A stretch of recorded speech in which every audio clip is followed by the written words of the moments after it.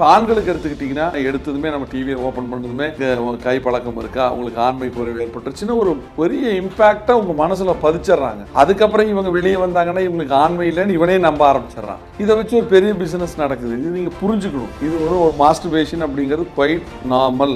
நிறைய பேர் சொல்லுவாங்க. இப்போ சித்த மருத்துவத்தில் பார்த்தீங்கன்னா 15 நாளைக்கு ஒரு தடவை தான் தாம்பத்திய உறவை வச்சுக்கணும்னு சொல்றாங்க. அதெல்லாம் மிகப்பெரிய தவறு. என்னன்னா சித்தர்களுக்கு அது யூஸ். ஏன்னா சக்தியை ரீகெயின் பண்ணி காட்டுக்குள்ள போய் 4 மாசம் இருப்போம். அவங்களுக்கு அது தேவை. ஆனா இல்லறவாசிக்கு அது தேவையில்லை. உங்களுக்கு அந்த டேங்க் நிறைஞ்சிருச்சுன்னா வெளியே வரும். அந்த மாதிரி தான். ஸோ இப்போ நாம அதை நினைச்சிட்டு உடனே அதுக்கு ஒரு ஆன்சைட்டி ஆயிரும். ஐயோ எனக்கு போச்சு, எனக்கு ஆண்மை இல்லை. தேவையில்லாத மித்து நம்பாதீங்க.